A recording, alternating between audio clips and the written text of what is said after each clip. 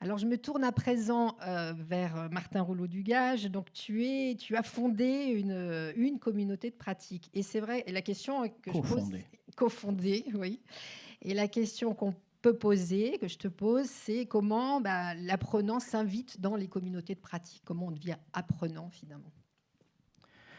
Oui, quand on commence à... oui, je vais prendre ça, oui. Je vais me mettre là. Quand on commence à s'intéresser au knowledge management, on arrive très rapidement à l'idée de communauté. C'est quelque chose qui vient tout de suite. On parle de communauté de pratique assez rapidement et on s'aperçoit que c'est effectivement au cœur de toutes les activités de knowledge management. Et là, le lien avec l'apprenant, c'est qu'on s'aperçoit quand on vit une communauté relativement longtemps que ce n'est pas seulement un lieu où on apprend, c'est aussi un lieu où on apprend à apprendre. Et je vais essayer de développer ça en racontant un peu l'histoire de Copain, qui est une double histoire. C'est merveilleux. Euh, donc vous avez ici quelques photos qui montrent l'histoire de cette communauté de pratique. Donc c'est une communauté qui est née en 2003, à l'origine de mon retour des États-Unis. Il existait à cette époque-là en France le club Gestion des connaissances, mais qui était plutôt un think tank sur le knowledge management. Et j'avais vécu aux États-Unis des réunions beaucoup plus horizontales de gens qui géraient des programmes de knowledge management et qui partageaient entre eux leurs expériences.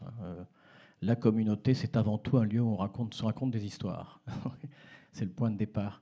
Donc vous avez ici des photos de copains au cours des âges, la définition de la communauté à droite. Vous avez ici un dîner c'était en 2005 celui-là. Vous avez ici la photo centrale, c'est Louis Pierre qui était déjà membre de la communauté en 2005 et qui à cette époque-là n'était pas Actif, très hein. actif. Depuis, il est membre du bureau.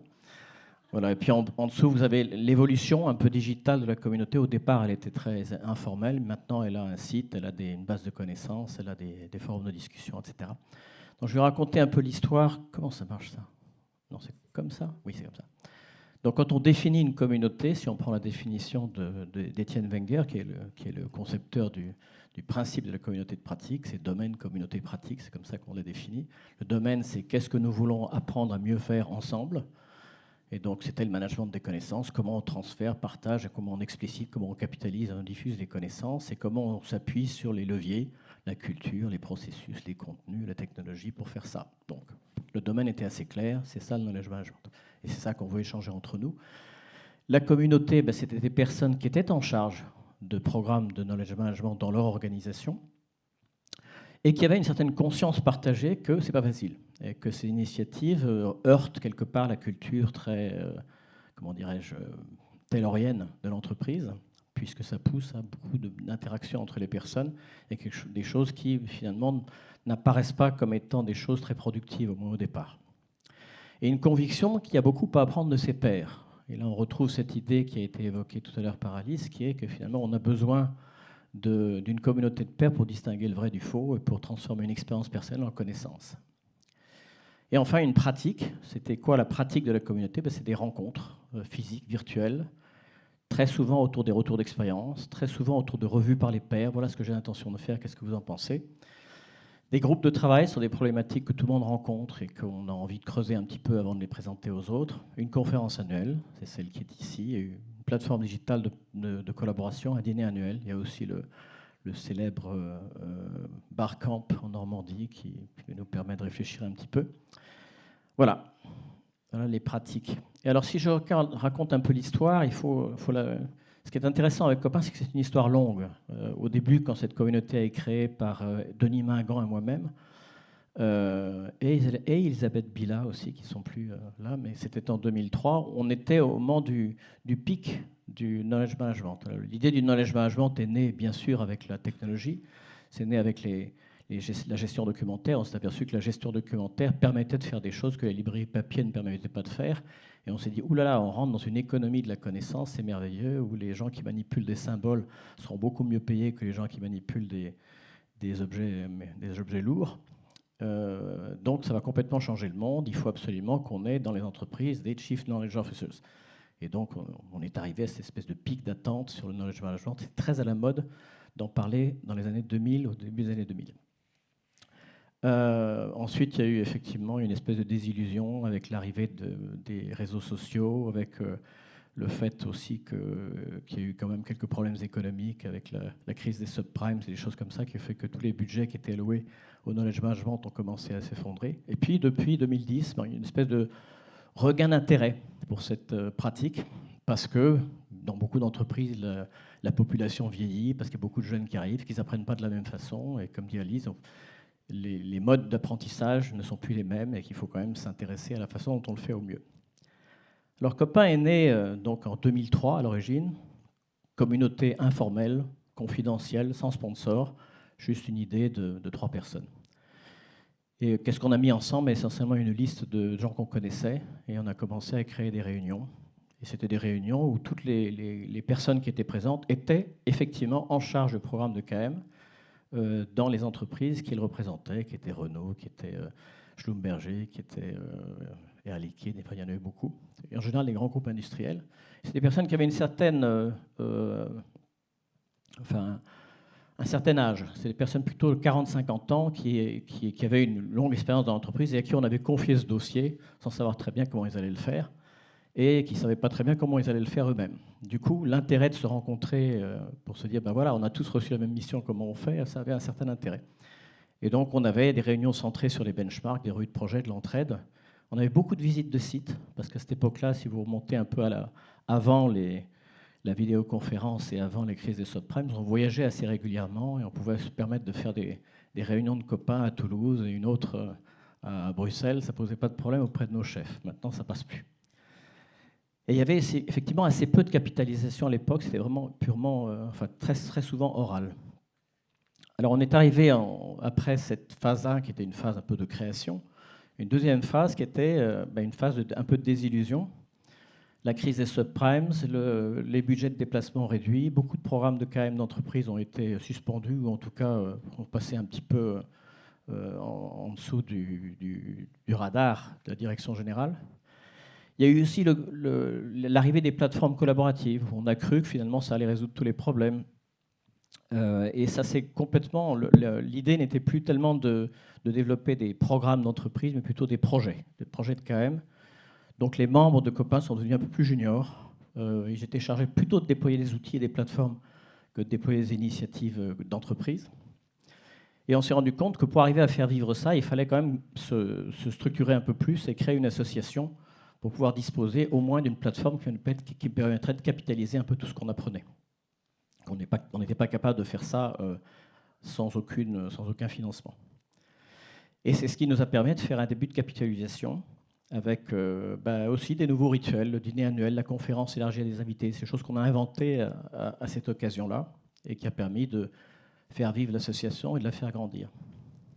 Et maintenant, on a une phase 3 qui est commencée en 2018, qui est le partenariat avec Schema, qui, en fait, raccroche Copain à une communauté de professeurs, de chercheurs et de consultants. Ce n'est plus seulement une communauté de pratique, c'est aussi une communauté de réflexion. Ce qui a permis de diversifier les modes d'apprentissage, c'est plus seulement du partage d'expérience, c'est plus seulement des retours d'expérience ou de la revue par les pairs, mais c'est aussi des tours de table, des groupes de travail qui réfléchissent à un sujet et qui l'approfondissent un petit peu.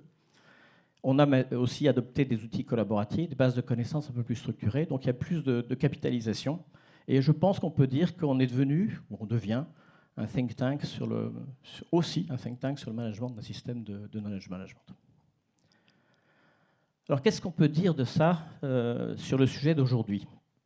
On peut dire d'abord que si on regarde l'apport des communautés à l'apprenance, il y a effectivement toutes les personnes qui ont créé, qui sont membres de Copain ou qui viennent, ont une perception d'un écart entre ce qu'on leur demande de faire et la capacité qu'ils ont de le faire. Donc une espèce d'inconfort, du stimulus, comme disait Alice. J'ai un plan d'action, on me demande de faire des choses, je ne sais pas très bien comment je vais faire, et j'ai besoin d'avoir l'apport des autres pour pouvoir, d'autres personnes qui sont confrontées au même problème pour le faire. Et la communauté de pratique, c'est le tiers de confiance, c'est la capacité d'exposer ses intentions, d'exposer ses projets ou ses peines d'ailleurs à des personnes qui n'ont aucune raison de vous mettre des bâtons dans le roues, au contraire. Donc, composé de pairs, sources d'idées et d'entraide confidentielles. Confidentiel, le terme de confidentiel est important, ça fait vraiment partie du cœur de l'activité d'une communauté. Et puis cette idée aussi que pour qu'une connaissance personnelle devienne véritablement quelque chose que je peux diffuser dans mon organisation ou sur lequel je puisse m'appuyer, il faut que ce soit validé par des pairs. Il faut que ce soit validé par des personnes qui ont vécu à peu près les mêmes choses. Et donc qu'elle soit validée, puis formalisée et mémorisée. Donc on voit ici que les communautés apportent quelque chose à l'apprenance des organisations, parce que c'est l'endroit où les expériences que je peux avoir se transforment en savoir, quelque chose qui peut être enseigné, qui peut être capitalisé. Et d'autres choses sur l'ingrédient d'une communauté qui marche, et là je retombe un peu sur cette idée du lien social qui existe entre les personnes et qui est une source d'apprentissage, enfin une source d'apprenance en fait, c'est qu'une communauté qui marche se fonde sur les relations affectives entre les personnes. Et c'est ce qui explique d'ailleurs pourquoi ça se construit au cours d'une longue période de temps. On ne construit pas des liens immédiatement. Il faut du temps pour que la bande passante de communication entre les personnes s'élargisse. Et elle s'élargit par la confiance et elle s'élargit par le temps aussi. Donc, pour que ça dure, il faut des rituels. Des rituels pour maintenir l'attention, pour maintenir des liens entre les membres. Alors au début, une des raisons d'ailleurs du succès de Copains, c'est qu'on se voit une fois par mois. Et ça, c'est vrai depuis le début. On n'a jamais dérogé à cette loi-là. Viennent qui veulent, on n'est pas obligé de venir. Mais ça a lieu une fois par mois. Il n'y a pas seulement ce rituel-là, il y a aussi le rituel que j'ai exposé après, le dîner annuel, la conférence. L'idée de la conférence, initialement, c'était tout ce qu'on a appris, il faut qu'on ait un auditoire pour pouvoir le diffuser et montrer à nos chefs qu'on ne perd pas notre temps. Il y avait aussi un peu cette idée-là. Il faut des rituels, il faut des membres piliers, c'est-à-dire des personnes qui sont présentes depuis longtemps et qui sont garantes de la culture, donc de la continuité culturelle, du respect des règles et de la communauté.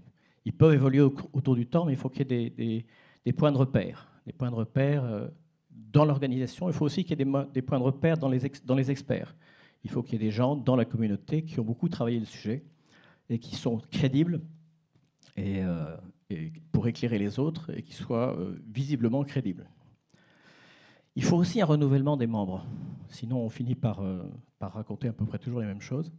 Et donc, à la fois pour transmettre ce qu'on sait, mais à la fois pour innover, il faut qu'il y ait une espèce de rotation de membres pour apporter des choses nouvelles. Non, c'est bon? Non, c'est pas bon du tout, je dirais. Et enfin, c'est fini? Ah bon, c'est fini. Justement, un financement qui était le dernier, pour pouvoir capitaliser tout ce qu'on fait, il faut quand même un minimum de sous. Et au départ, on a eu quelques soucis avec ça. Voilà, j'arrête. Merci beaucoup, Martin.